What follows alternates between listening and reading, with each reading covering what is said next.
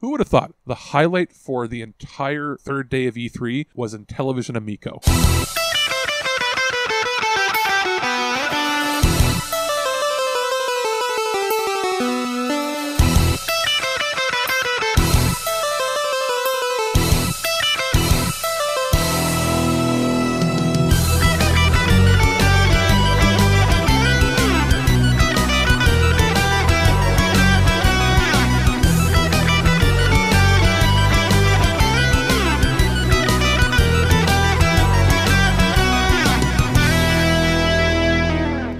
Oh boy, for day 3 of E3, I'm going to keep this pretty short simply because I think we're going to be discussing it a lot more when we do our roundtable discussion, probably sometime at the end of the week or early next week.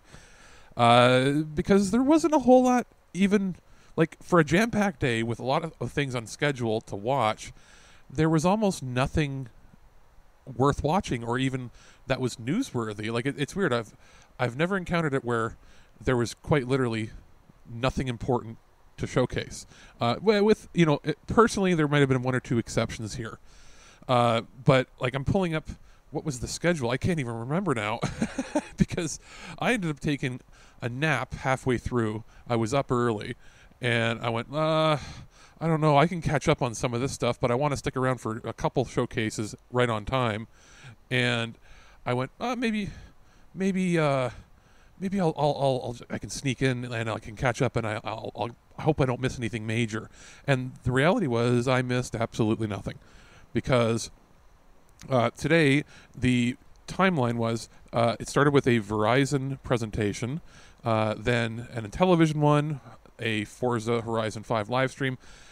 What's the point of that? We already saw gameplay. Take-Two Interactive panel, and that's one we're going to discuss.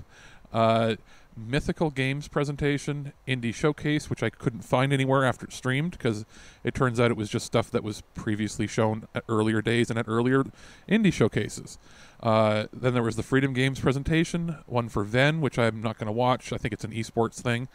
And the Capcom presentation, which should have been the the premiere keynote of the day. And then there was a Razer E3 presentation. And I will summarize these very quickly one by one and get to the few that I actually want to talk about. The Verizon one was pushing 5G very hard to the point where I think they said 5G like 150 times in a half hour. It's like, and it was like 5G, 5G, 5G, 5G, 5G. We're having edge compute, 5G, 5G. All this tech that gamers don't give a crap about. In fact, it was not even stuff that most gaming companies would care about. It was everything trying to push their network. And let's be honest, if you're a gamer in North America, which is their target market, and they're not even in Canada, but if you're in the States and you're on a Verizon, cell phone plan, let's be real, it's still better to have a proper internet cable or fiber or DSL connection, and then have your Wi-Fi your Wi-Fi access point, whether it be just a simple access point or a proper gaming router. It's still better to be wired in first, and then if you're not going to be wired in, still have your connection to the internet be a physical terrestrial line. Even if you're in an apartment, there's always a cable line you can get hooked up. And if you're somebody who is like super modern and you're like, I'm completely cord free, I'm going cellular internet only, first of all, you're paying 2 or 3 times the price of what you should be paying. You're getting a slower speed. And in this case, even if you are getting the same speed as you would from a traditional cable or DSL connection, unless they were pushing this for the rural country area where there's no cable lines or DSL is horribly old and it's almost basically dial-up.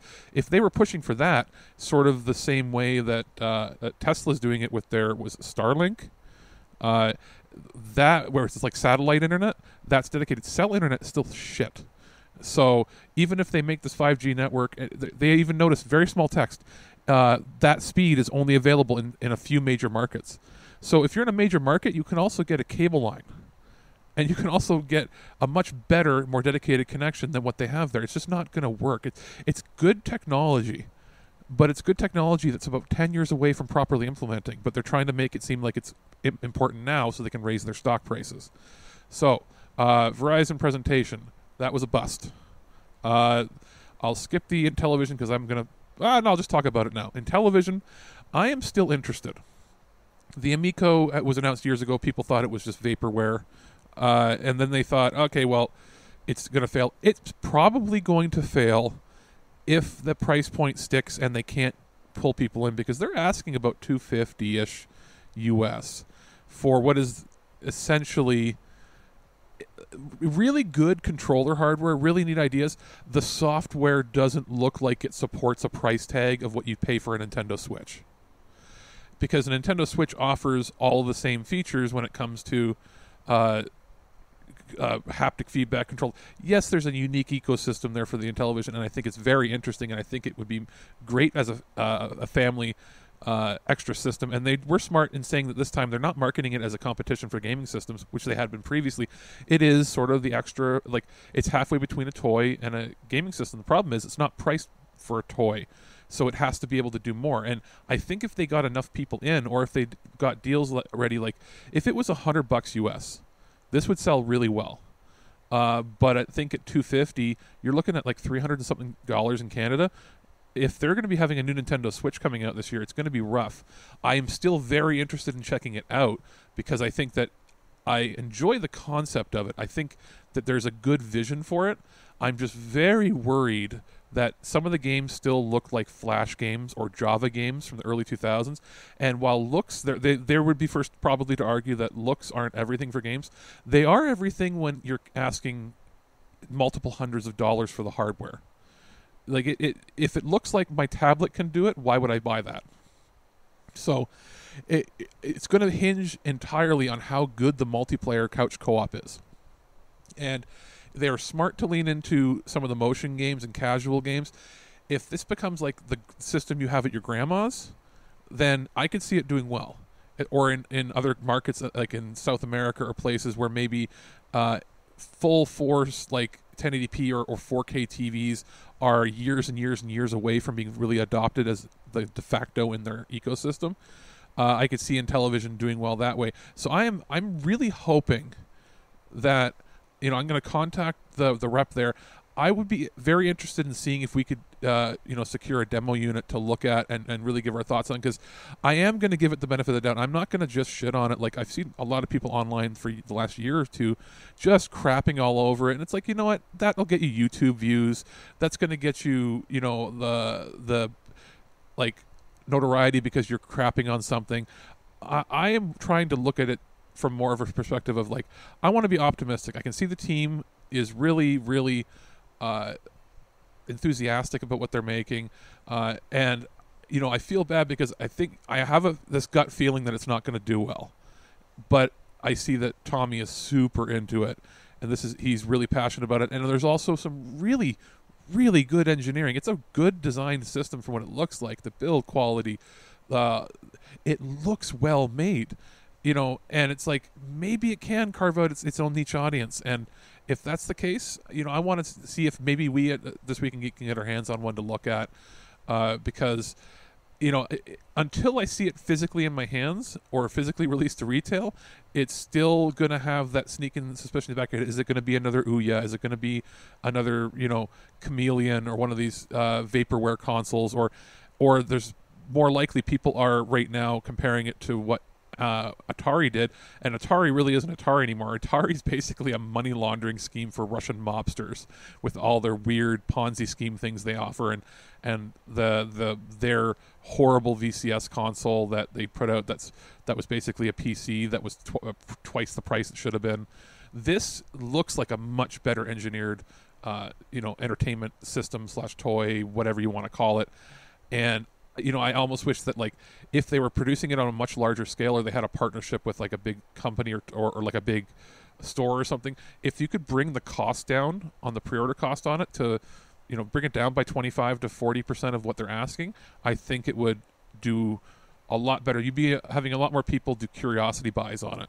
But right now, as it stands, unless I can get my hands on it to see it, it's a hard sell at roughly the same price that you're paying for a Nintendo Switch Lite. So, again, that was probably one of the highlights for me for the day, was just seeing a little more on the console and seeing that it is still moving forward, and my curiosity has been piqued. The Forza Horizon 5 live stream I didn't watch.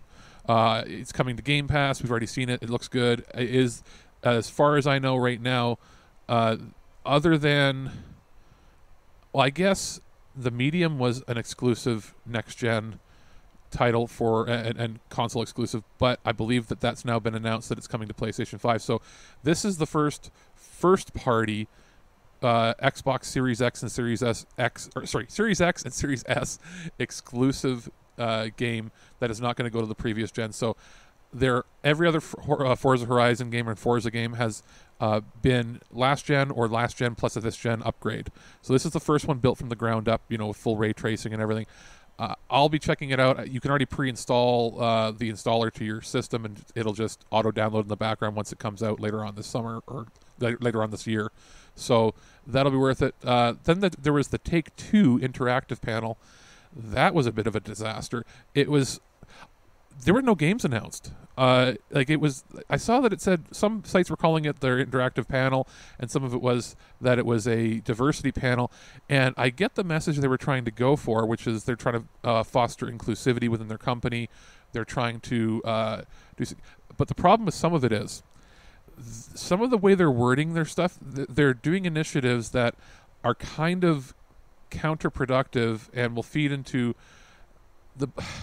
they're doing things like going out and hiring people and very specifically putting that we are only going to be hiring somebody of a minority race, or we have a new position at the company, but we're only going to hire a woman. At that point, and I'm not going to get into arguing back and forth, what's right or what's wrong. I can tell you that from a personal belief system, if you find who's best for the job, or if you want to hire more diverse people for the company, that's fine. You interview a bunch of people, and if you find somebody that is the right fit, the right personality, or you want to headhunt somebody that is great from another company, that's great. But when you're going out in public and saying we're going to fix our diversity issue, I'm saying in quotes, by purposely only hiring one race, you're then making the problem even worse, because then you're still saying that you don't get it.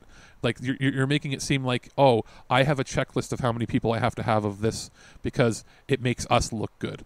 When in the reality is they should have just had the culture ready that they were either completely colorblind or that they were saying, hey, we're hiring the best people, we're making a great cast. They just didn't word things right, and it came across as rather jarring to me. The other thing was, being one of the richest companies in gaming, everybody was just doing a Zoom call meeting. In fact, it was a Zoom call meeting because you saw their names in the Zoom lower half where it shows like who they are and what division they're in. It was just a corporate meeting, and it was like what you would have seen if you'd had a video conference trade show thing videoed in the 90s somewhere at a boring like we make screws press conference or trade show.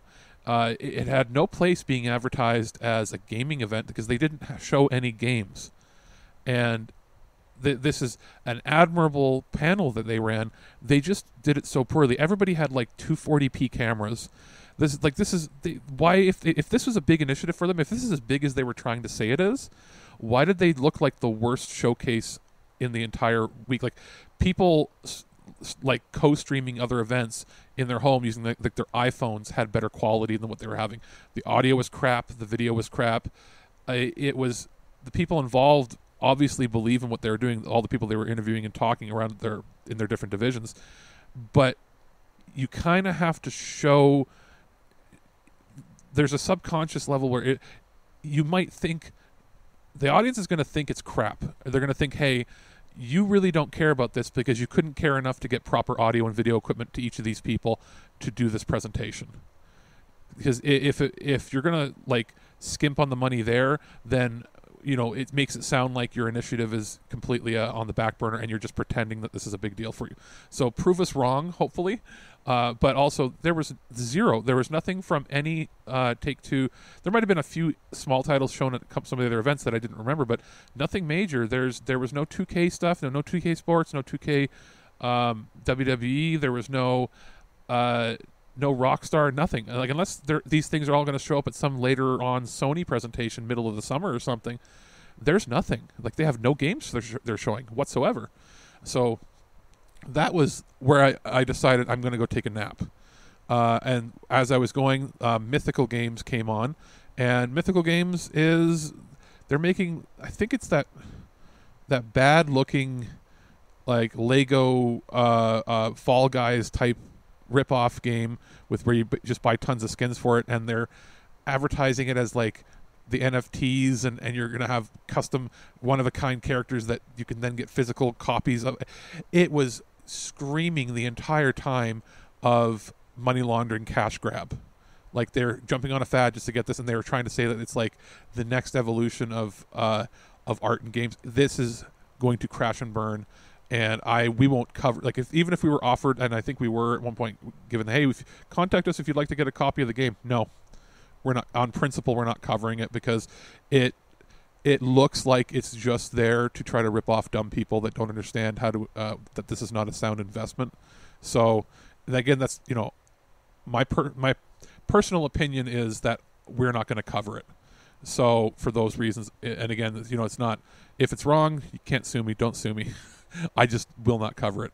Yeah, then there was an indie showcase, like I said before, that was just other trailers we'd already seen before, and a couple devs talking about it, so we skipped over that. It's everything we've already talked about on the last few days of programming. The Freedom Games presentation. That was some indie titles being published by, I think it was Freedom Games. Yeah. And there were a few things that were worth checking out.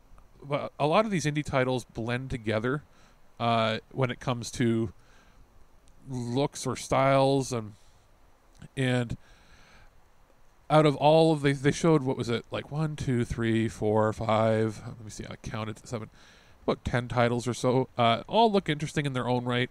The standout title, there was a Cat Cafe Manager, if you like that sort of thing.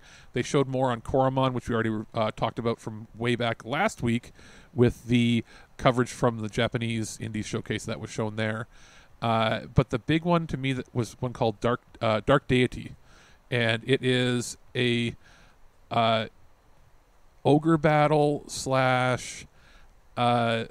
Shining Force / tactical RPG by a new team. They said they're all devs in their early to mid 20s. Like, they're not even finished college yet. I think they're in their last year of college, and they made this game that looks like something that Sega would have made back in the day. Like, and it looks like there's some voice acting in it. It's very stylized. It's like a hybrid between the Ogre Battle games and the Shining Force games, and that looks pretty neat. I'll want to keep an eye on that as far as indie titles go. It takes a lot for a strategy RPG to capture me, especially an indie one, and that was one that I went, wow, that looks like it could have been released by a professional company. You know what I'm saying? It could have been done by an established, like something that like Sega would have published, or NAS America or something. So that is worth keeping an eye on for sure. As far as anything else after that, there was the Venn showcase, which was, I think, the esports one, which again I'm not watching. I don't care about esports. I don't know enough about esports to care about it. Then we had the big one, Capcom.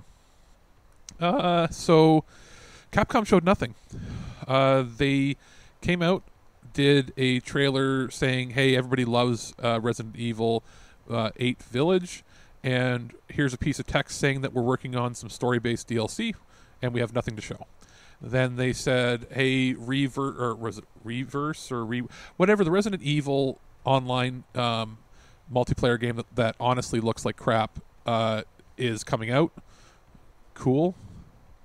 Then they did a special cinematic trailer, which is probably the most interesting thing on Monster Hunter Stories 2, because it reveals that it's a very similar style of storytelling and anime style. Like it has a very Xenoblade Chronicles 2 feel to it, which I'm digging. So I've pre-ordered. I'm actually going to pick up that game on the Switch when it comes out in just under a month or so. And they said that there was like some free DLC coming to that. Cool. Again, nothing new or special. Other than just here's a cinematic trailer. It's something that probably should have shown up at the Nintendo Direct tomorrow. But maybe we'll see more there then, or at the Treehouse. But it's something that they could have saved for that. Then they had a English trailer showing off a little more of the gameplay and some of the voice acting, which isn't 100% as good as the other voice acting I've seen on the Phoenix Wright games, but it's the Ace Attorney, the 2-pack of games that we had. I think they're prequels that had been previously Japan only. They got the full localization, and I guess it was confirmation that there's an English dub for it. But again, that's it. That's something that could have been a Nintendo Direct. That it's a game we've already heard of. And then they finished off the show with nothing but talk about esports for Street Fighter. Nothing. It was a 25-minute showcase of nothing. Like they could have taken the 2 Nintendo trailers, thrown them in the Nintendo showcase. People would have been happy to show. Here we've got a quick showcase of this. No, there was nothing. There was no Mega Man, even though they used Mega Man in their logo for the live stream. There was no new games announced. As of July, they have nothing in the works that they've talked about. So unless Sony's going to have a showcase where they show off, maybe they're going to get maybe they'll get like a Monster Hunter exclusive, or maybe they'll get some other title from them that is getting an exclusive release, or they'll be the first to announce it. After July, there is nothing on the slate that anybody knows about from them that they have in the works whatsoever. So Gamescom isn't something where they usually announce stuff for them either, and Tokyo Game Show isn't happening this year. So until we hear anything from maybe Sony, or if something shows up at the Nintendo one that we haven't heard of, then there's literally nothing from them. It was a complete waste of time to watch. In my case, I was already going to be getting Monster Hunter game, so I didn't need to watch it, and everything else was kind of. And from friends that I know were watching it, I was getting text messages and private messages on Discord, and that saying, "What the fuck is this? Why am I watching this? What's going on? There's nothing happening here." Exactly. And to finish off, there was a Razer keynote, and all you need to know is they're showing off a thin laptop. They had a new wall charger that uses that new technology that doesn't heat up as much. So they were able to take when you see like those little bricks that are like 5 USB port splitter chargers that do like 2 amp, whatever, they're like 30 watts or something. Well, they've now made one that can do 130 watts. It can charge 4 devices, like a laptop and all this. You can have, I think, at least 2 devices on USB-C doing power delivery at like 60 watts a piece, which is enough to power 2 laptops from a single wall outlet. And it only weighs like, I think it was less than a pound. Whereas a wall brick usually for a laptop's a lot more, which is cool. But they also want $180 for it. And they're talking about how it's this revolutionary thing. I'm going to pull up right now, like this is, and it's because it's got the Razer name on it.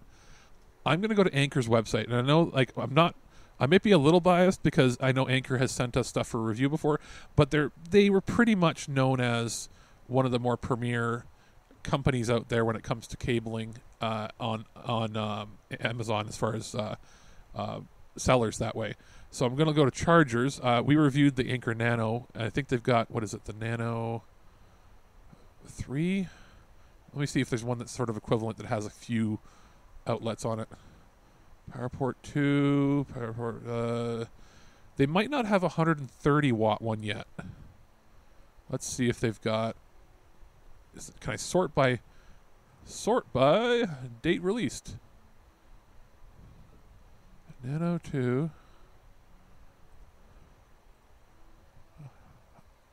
Okay. You got a big boy there or anything maybe? Or actually, I should probably sort by price, because that way, sorting by price will allow me to see. Okay, so.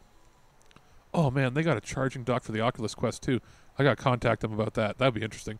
Anyway, $100 gets you a 4-port wall charger from them. That's 100 watts with power delivery. So it's about half the price of the Razer and does 100 watts of the 130 watts the other one does. And that's their MSRP, which means you can probably go on Amazon and there'll be sales where you can get it for like $79 or something. You can get it for like half or less than half. And not only that, this is one that's been out for a little bit. You know that they're going to come up with an alternative that's cheaper. So Razer making it that price is kind of, it's not going to be competitive in the long run, because it's not going to be able to compete with people like Anker later on. So the only thing that they closed out with was they have, I think it's called Hazel is the project, and it's a reusable, like COVID mask that looks like I have a CPAP mask that helps with sleep therapy for sleep apnea. When you sleep, you put it on, and it helps keep a continuous airstream that's filtered going into your lungs while you sleep, so you won't snore and all this sort of stuff and get better sleep. It looks like my CPAP mask with 2 filters added to the left and right that are removable, which is good because you can just filter them out, whatever. But they have LEDs on them, and it looks like as you breathe in and out, you can have it set so that it changes the LED so that it looks like something you'd have in like a video game esports title where you make like your avatar of your character. Think like Destruction All Stars or something where that's something like Ubisoft would have. So that's kind of neat, and it's coming at the end of the year. It's going to be good for conventions because I have a feeling they're going to partner with a lot of them where to go to a convention you're still going to need to be able to wear a mask even if you're vaccinated because there's just so many people around you don't want to get germs on you. I can see this being a popular thing there. But that is it. That is it for the entire day. This was a long day. Started at noon and went all the way to like 7. And there was almost nothing to talk about. Who would have thought the highlight for the entire third day of E3 was Intellivision Amico? That's beyond anything I would have ever thought possible. But it was, and that's gonna be it for the day, I guess. Like I can't go into more because I think I'm gonna blow a gasket unless we can talk it out on the roundtables later on. I'm going to see if I can catch up on streams and see what other people's reactions are. And then tomorrow, Nintendo, please save us. Please, Nintendo and Namco and maybe some other indies that come out there, but please save us. Or if not, people are going to be turning to Sony and saying, why did you forsake us? Why did you leave us alone? We need you. We need you so bad. Show us where's the Final Fantasy 16? Where's the Forspoken? Where's any of the other first-party titles? Give us a little tease for God of War. Give us something that one of the other studios is working on. Give us something from Konami, because we've had nothing from Konami. We have had nothing from Warner Brothers except for Back 4 Blood, but Back 4 Blood is not a Warner Brothers developed game. So there was nothing from NetherRealm. There was nothing from any of the other Warner Brothers studios. There was nothing, as far as I could tell, from Axis Games, which usually does like some fighting games, some RPGs, and then visual novels, but nothing from them. NAS America didn't show anything, yet they usually have about 4 or 5 games they show off each year. And I didn't see a single thing, and I've been watching like 20 hours of streams in the last week, and I saw nothing from them. And I always get press emails, nothing from Idea Factory, nothing from Spike Chunsoft. A lot of the medium-level publishers just didn't even show up, even at the indie ones. I didn't see anything from In Games. Dotemu only showed off that cool tease for the Metal Slug Tactics. Nothing from them on their Ninja Turtles project, which is coming later this year. There was nothing from Arc System Works. There was nothing from... who else? I don't think there was much from 505 or... Well, Deep Silver, they showed off because Koch Games had the Prime Matter brand launch, so I guess maybe that's the focus there. But there was nothing from THQ Nordic, which is the biggest European publisher. Focus Home Interactive, I think, had Plague's Tale, and that was it. We saw nothing. Is there any other Japanese companies we didn't see anything from? There's probably a few more that I'm not thinking of, but like there's some big players out there that showed nothing. Oh, Activision, nothing. Activision showed up at the kickoff event where they just showed off that there's a COD League for the new game. But they haven't announced the new Call of Duty yet. They haven't shown off. I know the joke is that everybody's just working on Call of Duty there now, but they have other projects, and I know there's no BlizzCon this year, right? So there was nothing. There was no, at any of the independents or any of their own thing. They haven't announced anything.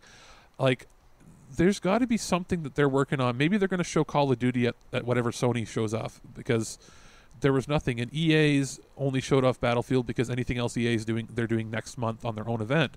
But like this, there was a lot of absences from this, more than I was expecting. And to be going into the last day of E3 and that summer of gaming, Games Fest, whatever you want to call it, there was almost nothing that was over the top great that was like, holy crap.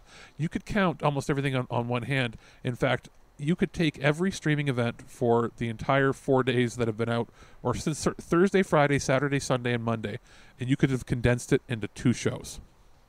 You could have had the kickoff event. They could have made that a 2.5 hour or 3 hour show, and grabbed all of the third party stuff, thrown it in there, or multi-platform stuff. And the indies, they could have had like a 30-minute indie showcase in there. And then on Sunday, you could have got away with having the Xbox extend theirs and show a little more. And everything that Square Enix showed should have been saved for the kickoff event or something like that. There was no need for anything other than Xbox to do their own thing there, and they could have maybe shown a little more or grabbed a few indie titles and thrown it in. But everything could have been done in 2 showcases. But instead, they spread them out, and there's a lot of duplicates that were popping up. There were things like Capcom had no place showing anything off. They had nothing to show. Gearbox was a abysmal failure of a showcase. There's a lot. So, I mean, we'll talk about it, and there might be some other opinions on it, but that is going to do it. Nintendo has to save the day again. And Namco is like, maybe me too, and they're raising their hand. We're probably going to see a long-form trailer for Tales of Arise, and I'm assuming we're going to see some licensed properties, but they might have something up their sleeve. We'll see. And here's to hoping that in the next few days we hear something from Sony, or at least if not with the actual presentation, maybe they say, hey, keep an eye out. Our next day to play is next week or something. Because we got to see something here that brings us up, because it's been a consistent showcase for some of them, but not outstanding. So that's going to do it for tonight. I will be back tomorrow with, I believe, Birdman, and Ken's going to be back on to discuss the Nintendo and the Namco showcases, and I'll watch the other stuff, whatever they show, and we'll talk about that. But we are not talking about the E3 awards, because that is just bullshit. None of us in the press got to vote on it except a select council of people. And why would you have an awards show where you're giving awards for trailers for things that aren't even coming out for a while, you haven't even been able to play? So we will be talking about that probably tomorrow.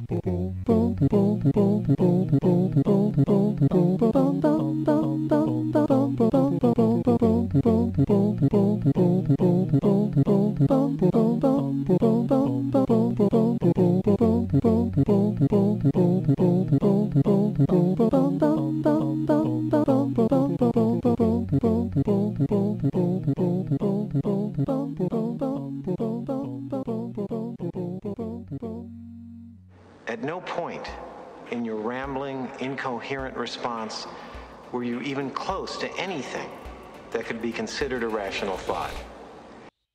Thanks for listening to this episode of This Week in Geek. Hungry for more? Check out our website at thisweekingeek.net. You can subscribe to the podcast, browse our Twitter and Instagram, and leave your thoughts on today's topics. If you'd like to give us some feedback, send us an email at feedback@thisweekingeek.net. Tune in next time, and remember, lower your shields and surrender your listenership. We would be honored if you would join us. Thank you for your cooperation. Good night.